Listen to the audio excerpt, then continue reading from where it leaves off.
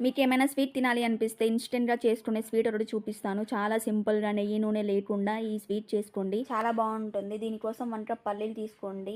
పల్లీలు మరీ మాడిపోకుండా ఇలా నేను చూపించేలాగా వేయించుకోండి. వేయించుకొని పొట్టంతా తీసుకొని మెత్తగా మిక్సీ పట్టుకోండి. దీనిలోకి పల్లీలు తీసుకున్న కప్ తోటి 1/2 కప్ కొబ్బరి పొడి, 1/2 కప్ పాలను తీసుకోండి. మళ్ళీ మెత్తగా మిక్సీ పట్టుకోండి. ఇప్పుడు ప్యాన్‌లోకి పల్లి పేస్ట్ అంతా వేసి ఒకసారి కలుపుకొని అందులో 1/2 కప్ షుగర్‌ని అలాగే 2 యాలకులు దంచి వేసుకోండి. షుగర్ అంతా కర్రీ పల్చగా అవుతుంది. అలానే కలర్ కూడా చేంజ్ అవుతుంది.